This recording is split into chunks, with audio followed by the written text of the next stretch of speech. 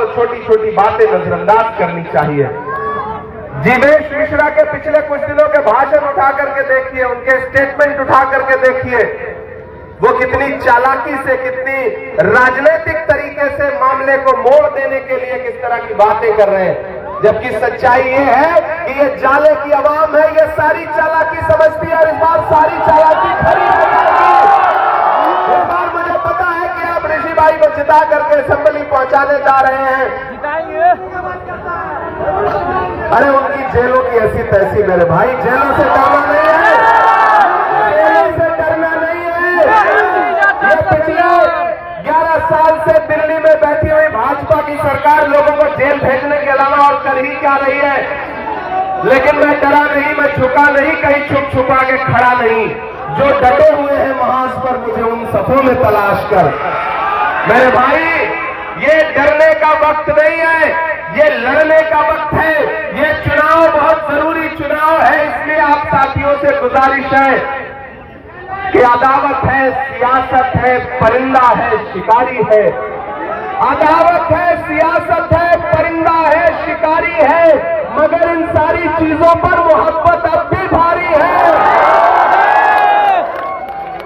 जाने वालों, अगले 1 मिनट आप, हाँ, चाय वाला भी सुनाएंगे, सब सुनाएंगे, सारा सुनाएंगे, लेकिन पहले संजीदगी से मेरी एक बात सुनो, मेरी एक बात सुनो। मेरे नौजवान साथियों, खास तौर से मेरी एक बात सुनो कि महान बादशाह सिकंदर ने जब यूनान जीता ना, तो जीत का जश्न मनाने के लिए शहर की सड़कों पर निकला, तो उसने देखा कि पूरा शहर तो जश्न मना रहा है, लेकिन एक फकीर आदमी बेखबर होकर के सो रहा है। सिकंदर को गुस्सा आ गया। सिकंदर अपने घोड़े से उतरा और उस सोते हुए फकीर के पास गया और उसको जोर की एक लात मारी और लात मार के कहा कि क्यों रे फकीर, मैंने शहर जीत लिया और तू सो रहा है। उस फकीर इंसान ने उंगली आंखों से सिकंदर की तरफ देखा और देख करके कहा कि शहर जीतना बादशाहों का काम है, लेकिन लात मारना गधे का काम है।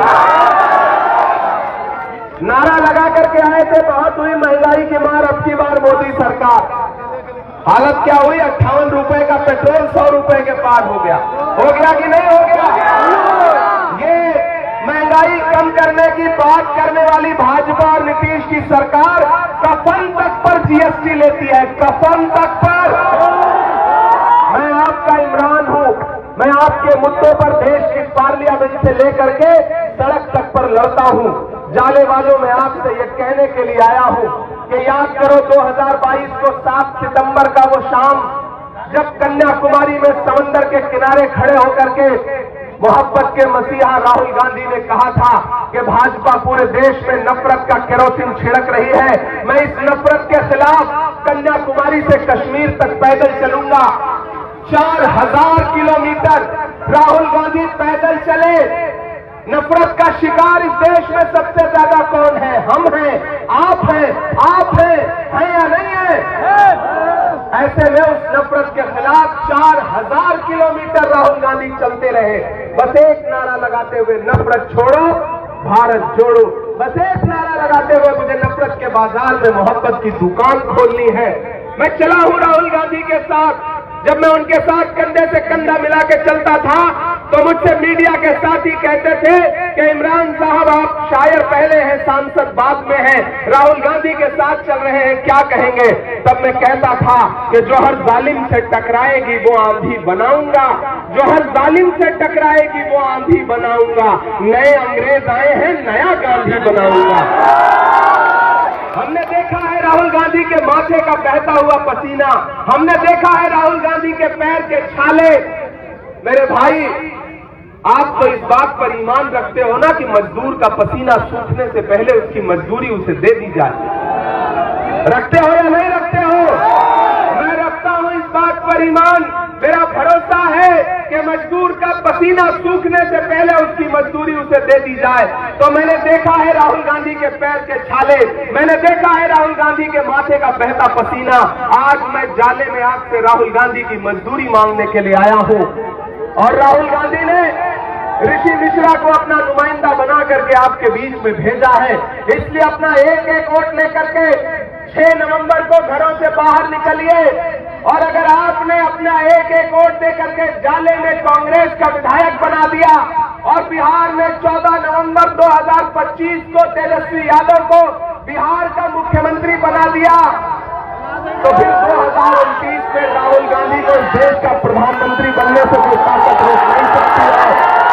यह लड़ाई बहुत बड़ी है और इस लड़ाई में खतरा डॉक्टर बाबा साहब अम्बेडकर के संविधान पर है, लोकतंत्र पर है। ये नफरत के पुजारी, ये बिहार को सौतेली नजर से देखने वाले भाजपा के लोग, गृह मंत्री अमित शाह आकर के बिहार में कहते हैं कि बिहार में फैक्ट्री इसलिए नहीं लग पाई क्योंकि यहां पर जमीन कम है।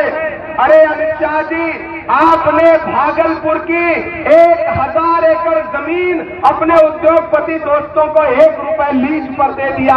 बिहार में जमीन है, बिहार में नौजवानों में जज्बा है, बिहार के नौजवानों में नौकरी करने का हिम्मत है, जज्बा है, अपने खून पसीने से मेहनत से अपना पेट और अपना परिवार पालने का जज्बा है। ऐसे में इनके जज्बे का अपमान मत करिए, ये बिहार के लोग हैं। अब ये तय करेंगे कि बिहार कैसे चलेगा। दिल्ली में बैठा हुआ हाकिम नहीं तय कर सकता कि बिहार कैसे चलेगा। और जिन्हें लगता है कि साजिशें करके ऋषि मिश्रा को रोक लेंगे, इधर आमिर इकबाल खड़े हैं, शमीम भाई खड़े हैं, तनवीर भाई खड़े हैं, डॉक्टर अफरोज खड़े हैं, जमाल साहब खड़े हैं, ये सारे लोग, आरजू भाई खड़े हैं, ये सारे लोग इस बात के गवाह हैं कि कैंची से चरागों की लवें काटने वालों, कुदरत के करिश्मों से लड़ोगे तो मिटोगे। तुम फूल को चुटकी में मसल सकते हो लेकिन खुशबू को बिखरने से नहीं रोक सकोगे। ये खुशबू है। और ऋषि भाई आपसे वादा कर रहे हैं आज मेरे सामने कि आप एक बार इन पर भरोसा जताइए, इन्हें असेंबली पहुंचाइए। आपकी कोई भी शिकायत नहीं रह जाएगी। स्टेडियम का वादा मैं यहां खड़ा होकर कर रहा हूं और अगर देरी हुई तो मेरे पास आइएगा, मेरा दामन पकड़िएगा, मैं आकर के ऋषि जी का हाथ पकड़ के कहूंगा कि मैं आपकी मीटिंग में वादा करके आया था, आपको ये काम करवाना पड़ेगा। कहां सोया है चौकीदार। थक गए हैं क्या आप लोग? पिछले तो 2.5 घंटे से खड़े हैं, मुझे पता है थक गए होंगे, लेकिन मुझे लगना चाहिए कि मैं जाले में खड़ा हूं, मुझे लगना चाहिए कि मैं दरभंगा में खड़ा हूं, मुझे लगना चाहिए कि मैं जिंदा दिल लोगों के साथ खड़ा हूं। जहां तक नजर जा रही है अवाम ही अवाम है, सड़कों से लेकर के यहां तक। जिग्नेश मिश्रा जी को मुझे लगता है एक बार आज का ये विजुअल देखने के बाद रात में नींद भी मुश्किल से आएगी। कहां सोया है चौकीदार, कहां सोया है चौकीदार। तैयार रहना अगली लाइन के लिए कि कहां सोया है चौकीदार, कहां सोया है चौकीदार। अब बिहार में बन जाएगी तेजस्वी सरकार। चौकीदार कहां सोया है चौकीदार के चाय। समझदार लोग हैं बिहार के, बस चाय का नाम ले लीजिए इनको स्वाद आ जाता है। कि चाय बेचने वाला पूरा भारत बेच रहा है। बेच रहा है कि नहीं बेच रहा है? बेच रहा है कि नहीं बेच रहा है? कि चाय बेचने वाला पूरा भारत बेच रहा है। इसी काम में हासिल से महारत बेच रहा है। कि रेल बिक गई, तेल बिक गया, बिका हवाई अड्डा। अगली लाइन पे तैयार रहना चाहने वालों, कुमरौली वालों। कि रेल बिक गई, तेल बिक गया, बिका हवाई अड्डा। सब कुछ बिकता देख के खुश है अपने जेपी नड्डा। कि जनता महंगाई की मारी करती हाहाकार। कहां सोया है चौकीदार, कहां सोया है चौकीदार। उठाइए अपना एक एक हाथ, उठाइए अपना एक एक हाथ और मुझे भरोसा दिलाओ जाने वालों, सड़क पर जो लोग खड़े हैं उनका भी हाथ उठा हुआ गठबंधन के लिए दीवाने हैं, किस तरह कांग्रेस प्रत्याशी ऋषि मिश्रा को जिताने जा रहे हैं और ईवीएम में एक नंबर में, मतलब पहले से ही एक नंबर पर है, पहले से ही एक नंबर पर है। तो क्या ये जीत की माला अभी से पहना दी जाए? पहना दीजिए। मेरे भाई, एक चीज बहुत संजीदगी से आखिर में सुनना, सर गुंडा विधायक बोल दीजिए, गुंडा सियासत जज्बात का नाम नहीं है, सियासत अक्लमंदी और होशमंदी का नाम है। सियासत सारे समाजों को साथ लेकर के चलने वाले शख्स का नाम है, और जब सब साथ चलते हैं तो जीत होती है। हर वफा जिंदे जावेद नहीं होती है, दिल का हर जख्म कहीं दिल का कमल बनता है।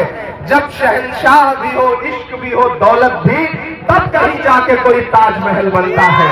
इस बार ताजमहल बनाना है मोहब्बतों का, इस बार सरकार बनानी है बिहार में, और नफरत वाली ताकतों को बेसिर पैर वापस लौटाना है। इसलिए भाई ऋषि मिश्रा को जिताइए, असेंबली पहुंचाइए। मैं आपको भरोसा दिलाता हूं कि आपके मुद्दों पर ऋषि मिश्रा उसी तरह खड़े नजर आएंगे जैसे एक बेटे को एक भाई को खड़ा नजर आना चाहिए। बहुत शुक्रिया, बहुत मोहब्बत, बहुत बहुत शुक्रिया।